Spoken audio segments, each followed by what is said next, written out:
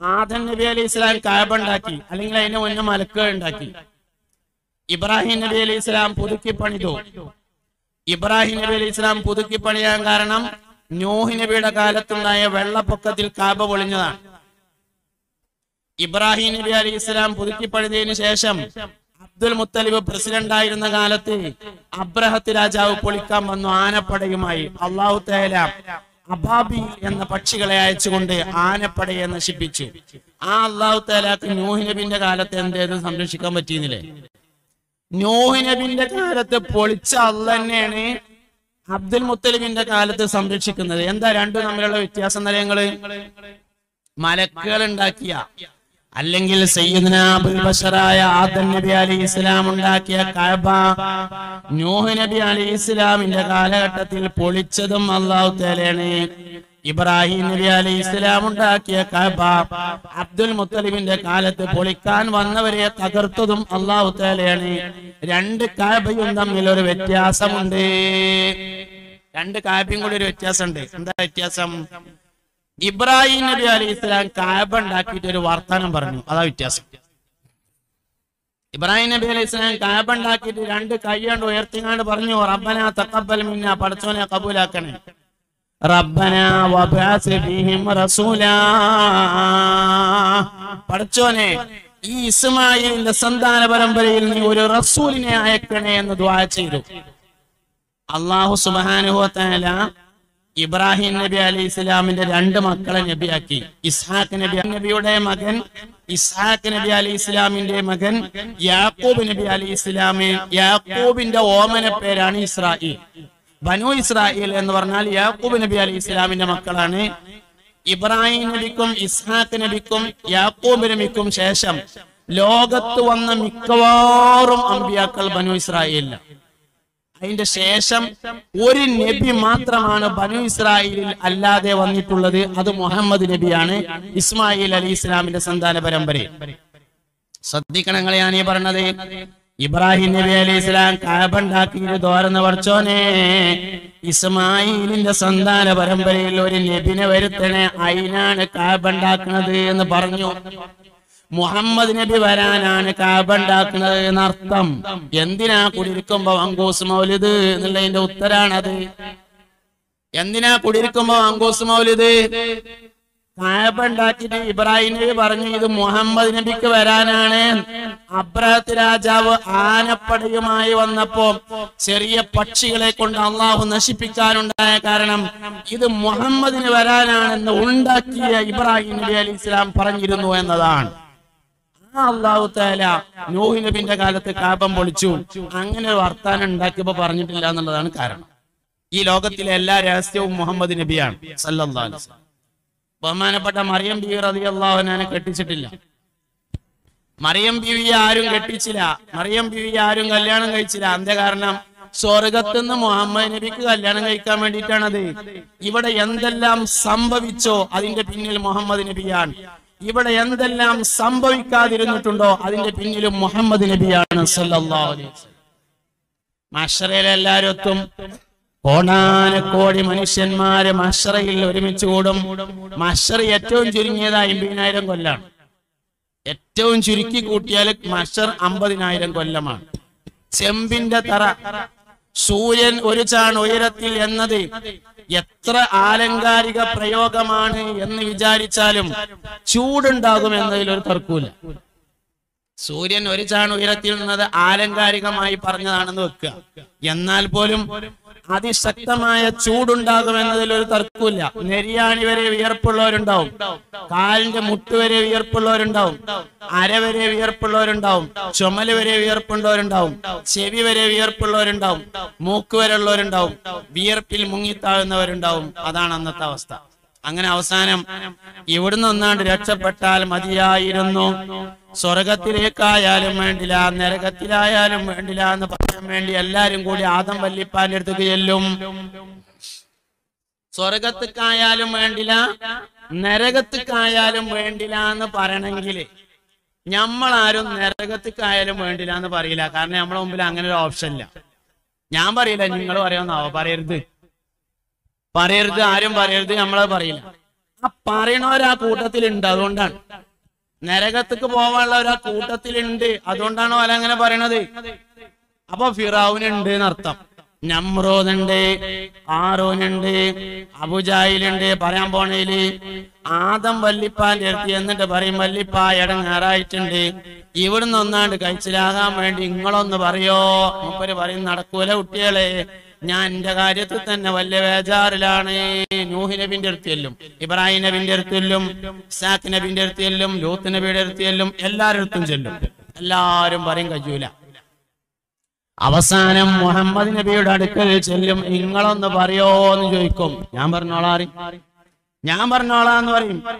അള്ളാഹുവിന്റെ അർശിന്റെ താഴ്ഭാഗത്ത് പോയി സുജൂദിൽ കിടക്കും. ദീർഘമായ സുജൂദിനൊടുവിൽ അള്ളാഹു റബ്ബുൽ ഇസ്സത്ത് പറയും, മുഹമ്മദ് മുഹമ്മദ് തല ഉയർത്തു, എന്താവശ്യമാണെങ്കിലും പറഞ്ഞോളി തരാലോ എന്ന് പറയും. മുഹമ്മദേ തല ഉയർത്തു എന്നാണ്, റസൂലെ തല ഉയർത്തു എന്നല്ല, നബിയെ തല ഉയർത്തു എന്നല്ല. നബി തങ്ങളെ സല്ലല്ലാഹു അലൈഹി വസല്ലമയെ അല്ലാഹു തആല മുഹമ്മദേ എന്ന് അതിന്റെ മുന്നേ ഒറ്റ തവണയും വിളിച്ചിട്ടില്ല, ശേഷം വിളിക്കൂല, ഒരു പ്രാവശ്യം മാത്രമേ വിളിക്കുക. അല്ലാഹു സുബ്ഹാനഹു വ തആല നബി തങ്ങളെ വിളിച്ചത് മുഴുവൻ പരിശോധിച്ച് നോക്കി, യാ മുഹമ്മദ് എന്നൊരിക്കലും വിളിക്കണില്ല. യാ അയ്യുഹൻ നബിയ്യു എന്ന് വിളിക്കുന്നുണ്ട്, യാ അയ്യുഹർ റസൂലു എന്ന് വിളിക്കുന്നുണ്ട്, യാ അയ്യുഹൽ മുസമ്മിലു എന്ന് വിളിക്കുന്നുണ്ട്, യാ അയ്യുഹൽ മുദ്ദസ്സിറു എന്ന് വിളിക്കുന്നുണ്ട്, ത്വാഹ എന്ന് വിളിക്കുന്നുണ്ട്, യാസീൻ എന്ന് വിളിക്കുന്നുണ്ട്. യാ മുഹമ്മദ് എന്ന അള്ളാഹു നബി തങ്ങളെ ഒരിക്കൽ പോലും വിളിക്കുന്നില്ല, ഒറ്റ വട്ടാണ് വിളിക്കുന്നത്. ഷഫാഅത്തിന് വിളിക്കുമ്പോ വിളിക്കും, ഇർഫഅ റസക യാ മുഹമ്മദ്, മുഹമ്മദേ തല ഉയർത്തു എന്ന് പറയും. എന്താ റസൂലും മുഹമ്മദും തമ്മിലുള്ള വ്യത്യാസം? എന്താ നബിയും മുഹമ്മദും തമ്മിലുള്ള വ്യത്യാസം? എന്താ ത്വാഹയും മുഹമ്മദും തമ്മിലുള്ള വ്യത്യാസം? എന്താ മുസമ്മിലും മുഹമ്മദും തമ്മിലുള്ള വ്യത്യാസമുണ്ട്. നബിയായത് 40-ാം വയസ്സിലാണ്, റസൂലായത് 40-ാം വയസ്സിലാണ്, മുഹമ്മദായത് അതിന്റെ മുന്നേ ഒരു റബീഉൽ അവ്വൽ 12-നാണ്. എന്താ റബീഉൽ അവ്വൽ 12-ന്റെ പ്രത്യേകത? എന്തിനാ അന്ന് ചാടുന്നത്, എന്തിനാ അന്ന് ആടുന്നത്, എന്തിനാ പാടുന്നത്? ബഹുമാനപ്പെട്ട സയ്യിദുനാ ജഅഫർ ബിൻ അബീ ത്വാലിബ് റളിയല്ലാഹു അൻഹു ഒരിക്കൽ നബി തങ്ങളുടെ മുമ്പിൽ വന്നു. ജഅഫർ ബിൻ അബീ ത്വാലിബ് റളിയല്ലാഹു അൻഹു നബി തങ്ങളുടെ മുമ്പിൽ വന്നപ്പോ നബിക്ക് ജഅഫർ റളിയല്ലാഹു അൻഹുവിനോട് ഭയങ്കര ഇഷ്ടമായിരുന്നു. അബൂ താലിബാണല്ലോ നബിനെ വളർത്തിയിരുന്നത്, അതുകൊണ്ട് ജഅഫറിനോട് ഭയങ്കര ഇഷ്ടമാണ് നബി തങ്ങൾക്ക്. ജാഫർ ബിൻ അബീ താലിബ് വന്ന് മുന്നിൽ നിന്നപ്പോ നബി തങ്ങൾ പറഞ്ഞു, ജാഫറെ ഇജിന്റെ അതേ മാതിരി ഉണ്ടല്ലോ എന്ന് പറഞ്ഞപ്പോ സയ്യിദുനാ ജാഫർ റളിയല്ലാഹു അൻഹു നബി തങ്ങളുടെ മുമ്പിൽ നിന്നുകൊണ്ട് ഡാൻസ് ചെയ്തു എന്ന് സീറത്തുൽ ഹലബിയിലെ രേഖയുണ്ട്. അവരൊറ്റ വർത്താനം ഇജിന്റെ മാതിരി ഉണ്ടല്ലോ എന്ന് പറഞ്ഞപ്പോ മൂപ്പർക്ക് പിന്നെ പുഴുത്താണ് വിട്ടു, ഡാൻസാണ് കളിച്ചു. ആര്? ജാഫർ ബിൻ അബീ താലിബ് റളിയല്ലാഹു അൻഹു റളിയല്ലാഹു അൻഹു പറഞ്ഞാളി, എന്തിനാ റബീഉൽ അവ്വൽ 12-ന് ചാടുന്നത്, എന്തിനാ മുട്ടണത്, എന്തിനാ കൊട്ടണത്, എന്തിനാ ഘോഷയാത്ര, എന്തിനാ പായസം, എന്തിനാ പൂർവ്വ വിദ്യാർത്ഥികൾ പാടുന്നത്, എന്തിനാ ക്യാഷ് അവാർഡ്? ഇതൊക്കെ നമ്മൾ ആലോചിക്കേണ്ടതാണ്. മുഹമ്മദായ ദിവസമാണ് റബീഉൽ അവ്വൽ 12. 40-ന് മുമ്പുള്ള മുഹമ്മദിന് എന്തെങ്കിലും ഒരു കുഴപ്പമുണ്ടായിരുന്നോ എന്ന് ഒരാൾ പറഞ്ഞാൽ ഈ ദീനിൽ നിന്ന് ഓൻ പുറത്താണ്. 40 വയസ്സിന് മുമ്പുള്ള മുഹമ്മദിന് എന്തെങ്കിലും ഒരു കുഴപ്പമുണ്ടായിരുന്നു എന്നൊരാൾ പറഞ്ഞാൽ അവൻ ഈ ദീനിൽ നിന്ന് പുറത്തായിരിക്കും. ആ മുഹമ്മദിനെയാണ് വിളിക്കുന്നത് ഷഫാഅത്തിന് വിളിക്കുമ്പോഴേ. ഷഫാഅത്തിന് ഒരു പ്രധാനപ്പെട്ട അടിസ്ഥാനമാണുള്ളത്. മുഹമ്മദിനാണ് സമ്മതിച്ച ഷഫാഅത്തും തുടങ്ങും. മുഹമ്മദ് അല്ലാതെ വേറെ ആരുമില്ലെന്ന് സമ്മതിച്ചാൽ ഷഫാഅത്ത് തുടങ്ങി. ഷഫാഅത്ത് തുടങ്ങിയപ്പോഴാ തുടങ്ങുമ്പോ തന്നെ കഴിയും. നമ്മൾ വിചാരിച്ച മാതിരി ഷഫാഅത്ത് എന്ന് പറഞ്ഞാല് തുടങ്ങി ഇനിയിപ്പോ ഏതായാലും ഇന്റെ പേര് വിളിക്കാൻ ഒരു 4 കൊല്ലം എടുക്കും, അങ്ങനെയൊന്നും വിചാരിക്കണ്ട. അത് തുടങ്ങാനേ പണിയുള്ളൂ. തുടങ്ങിയ അപ്പൊ തന്നെ തീർന്നു. തുടങ്ങി കിട്ടിയാ മതി. തുടങ്ങാൻ 50,000 കൊല്ലം, തുടങ്ങിയ അപ്പൊ തന്നെ തീർന്നു. അള്ളാഹു തആലയാണ് നടത്തുന്നത്, അല്ലാതെ വേറെ ആരുമല്ല. അതപ്പൊ തന്നെ തീരും. എല്ലാരും നോക്കും, എല്ലാരും ഉഷാറായിട്ട് നോക്കും, ശരിക്ക് കണക്ക് കൂട്ടും, കണക്കൊന്നും തെറ്റിക്കൂല. ഞാൻ ബയാൻ ചെയ്തപ്പോൾ കണക്ക് തെറ്റിയ അങ്ങനെയൊന്നും ഉണ്ടാവില്ല. എല്ലാരും വേഗം നോക്കും. തുടങ്ങി കിട്ടാൻ ഭയങ്കര പണിയാ. തുടങ്ങി കിട്ടണമെങ്കിൽ ഒരു കാര്യം സമ്മതിക്കണം, മുഹമ്മദ് അല്ലാതെ വേറെ ആരുമില്ല. എന്നാ പിന്നെ ഞമ്മക്ക് എല്ലാവർക്കും അറിയാലോ ഇത് മുഹമ്മദ് നബിയോട് പറഞ്ഞാലേ നടക്കുള്ളൂന്ന്. നമുക്ക് ആയം തന്നെ അങ്ങോട്ടാണ് പോയാ പോരെ? പോവില്ല. എന്നാ പിന്നെ ആയം തന്നെ അവിടേക്കാണ് പറയാൻ പോയാൽ മതിയല്ലോ, നമ്മള് പോവില്ലല്ലോ. എന്താ കാര്യം? ഒക്കെ പോയി പറഞ്ഞിട്ട് ഇങ്ങോട്ട് വരുമ്പോഴേ ഉറപ്പാവുള്ളൂ നടക്കൂല.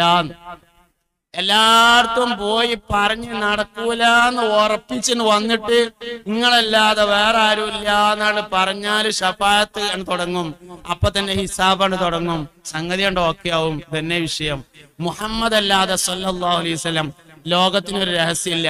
ആ രഹസ്യത്തെ നമ്മൾ സമ്മതിക്കുമ്പോ മുഹമ്മദ് നബിയോടൊരു ഇഷ്ക് ഖൽബിലുണ്ട് വരും. അത് ബുദ്ധിപരമായാൽ പോരെന്നാണ്, അത് പ്രകൃതിപരമായിരിക്കണം. നബി തങ്ങളോടുള്ള ഇഷ്ക് രണ്ട് തരത്തിലുണ്ടെന്നാണ്. ഒന്ന് അഖ്ലിയായ ഇഷ്കുണ്ട്, രണ്ടാമത്തത് തബഇയായ ഇഷ്കുണ്ട്. ബുദ്ധിപരമായ ഇഷ്കുണ്ട്. ബുദ്ധിപരം എന്ന് പറഞ്ഞാൽ എങ്ങനെ? ആലോചിച്ചപ്പോ മനസ്സിലായി നബിനെ സ്നേഹിച്ചില്ലെങ്കിൽ കട്ട പുകയാണ് എന്ന് മനസ്സിലായതുകൊണ്ട് സ്നേഹിക്കാൻ തീരുമാനിച്ചാൽ അത് ബുദ്ധിപരമാണ്. ഒരു കാര്യം അതുകൊണ്ടില്ല. വേണ്ടാന്ന് കരുതിയാലും നബിനാണ്ട് സ്നേഹിക്കാതിരിക്കാൻ പറ്റണില്ല. അതിനാണ് തബഇയ്യ സ്നേഹം എന്ന് പറഞ്ഞത്. മുസ്തഫായ നബി സല്ലല്ലാഹു അലൈഹി വസല്ലമയോട് നമുക്ക് ഉണ്ടാവേണ്ടത് തബഇയ്യായ സ്നേഹമാണ്. സ്നേഹിക്കാൻ പറ്റണില്ല എന്നൊരവസ്ഥ വരാൻ പറ്റൂല. സ്നേഹിക്കണ്ടെന്ന് കരുതിയാലും സ്നേഹിക്കാതിരിക്കാൻ കഴിയണില്ല എന്നൊരവസ്ഥ വരണം. അതിനാണ് തബഇയ്യായ സ്നേഹം എന്ന് പറയുന്നത്. അതൊരു മനുഷ്യനുണ്ടെങ്കിൽ പിന്നെ അവന്റെ അമല് സഹിയാവും. ഓൻ സുന്നത്ത് അറിയാതെ വരും ഓന്റെ അടുത്ത്. ഓന്റെ ശരീരത്തിൽ, ഓന്റെ ജീവിതത്തിൽ, ഓന്റെ പ്രവർത്തനത്തിൽ, ഓന്റെ മനസ്സിൽ നബിതങ്ങളോടുള്ള താല്പര്യവും ഇഷ്കവും മഹബത്തുമാണ് ഉണ്ടെങ്കിൽ ജീവിതത്തിൽ അതിന്റെ പ്രകടനങ്ങൾ ഓട്ടോമാറ്റിക് ആയിട്ടുണ്ട് വരും. ആ വരവാണ് ശരിക്ക് വേണ്ടത്. അതിനാണ് ഇത്തിബാ എന്ന് പറയുന്നത്. മുസ്തഫായ നബി സല്ലല്ലാഹു അലൈഹി വസല്ലമയെ ഇഞ്ചോട് ഇഞ്ച്, ചാണോട് ചാണ് നമ്മൾ പിന്തുടരണം. നബിതങ്ങൾ എങ്ങനെയാണോ വർത്താനം പറഞ്ഞത് അങ്ങനെ വർത്താനം പറയണം. മുസ്തഫായ നബിതങ്ങൾ എങ്ങനെയാണോ ചിരിച്ചത് അങ്ങനെ തന്നെ ചിരിക്കണം. നബിതങ്ങൾ ജീവിതത്തിൽ ഒരിക്കൽ പോലും പൊട്ടിച്ചിരിച്ചിട്ടില്ല. ഇന്നമാക്കാന യതബസ്സമു, നബിതങ്ങൾ പുഞ്ചിരിക്കുക മാത്രമേ ചെയ്തിട്ടുള്ളൂ. 63 കൊല്ലം വർത്താനം പറഞ്ഞിട്ട് തിരിച്ചെടുക്കേണ്ട ഒരു വാക്ക് പോലും മുഹമ്മദ് നബി പറഞ്ഞിട്ടില്ല എന്നതാണ് നബിതങ്ങളുടെ സംസാരത്തിന്റെ പ്രത്യേകത.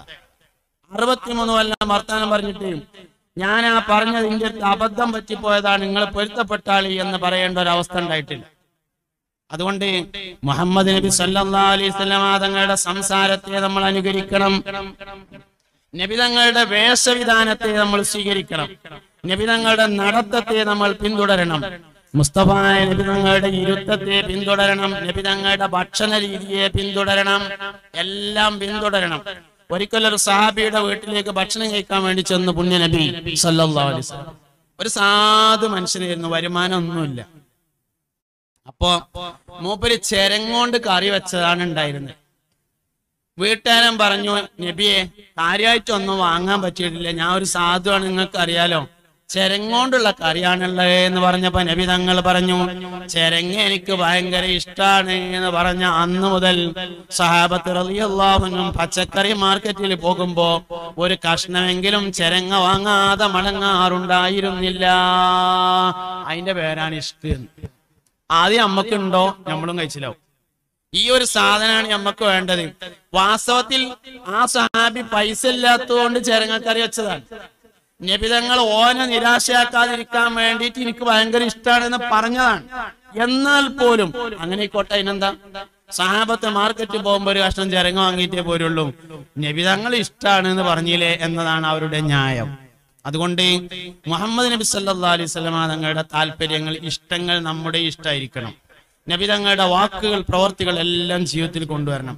പഠനത്തിലെ ഏറ്റവും വലിയ പഠനം മുഹമ്മദ് നബിയെ കുറിച്ചുള്ള പഠനമായിരിക്കണം. എത്ര പഠിച്ചാലും മതിയാവൂല എന്നാണ്. നബിതങ്ങളെ ഏറ്റവും നന്നായി മദ്ഹ് ചെയ്ത ഒരാളായിരുന്നു ഇമാം ബൂസൂരി റളിയല്ലാഹു അൻഹു. ഖിയാമത്ത് നാൾ വരെ ഒരാൾക്ക് മറികടക്കാൻ കഴിയാത്തതാണ് ബുർദ. വേറെ പലരും പലതും ഉണ്ടാക്കി നോക്കിയിട്ടുണ്ട്, ബുർദയെ മറികടക്കാൻ കഴിയില്ല. അതിനൊരു കാരണമുണ്ട്. ഇമാം ബൂസൂരി റളിയല്ലാഹു അൻഹുവിന്റെ ഗുരുനാഥൻ ഉണ്ടായിരുന്നു അബുൽ അബ്ബാസുൽ മുർസി റളിയല്ലാഹു അൻഹു. ഉസ്താദിനെ ഭയങ്കര ബഹുമാനവും ആദരവിലും കൊണ്ടുനടന്നു. ഉസ്താദിന് വലിയ ഖിദ്മത്തുകളൊക്കെ എടുത്തു കൊടുത്തു. ഒരു ദിവസം ഉസ്താദ് ശിഷ്യനോട് പറഞ്ഞു, മോനെ, എന്റെ ജീവിതത്തിലെ ഏറ്റവും പ്രധാനപ്പെട്ട ഒരു ആഗ്രഹം എന്നോട് പറയും, ഞാൻ ദ്വാരക്കാറുന്നു. അപ്പൊ ഇമാം ബൂസൂരി റളിയല്ലാഹു അൻഹു പറഞ്ഞു, എനിക്ക് നബി തങ്ങളെ മദഹ് ചെയ്തുകൊണ്ടൊരു കവിത ഉണ്ടാക്കണം, ഖിയാമത്ത് നാൾ വരെ ഒരാൾക്ക് അതിനെ മറികടക്കാൻ കഴിയരുത് എന്ന് പറഞ്ഞപ്പോ മൂപ്പര് ദ്വാരുന്നു. ആ ദ്വയാണ് യഥാർത്ഥത്തിൽ ഖസീദത്തുൽ ബുർദക്കുള്ളത്. വേറൊരാൾക്ക് മറികടക്കാൻ കഴിയാത്ത അവസ്ഥ അതിനുണ്ടായി തീർന്നു.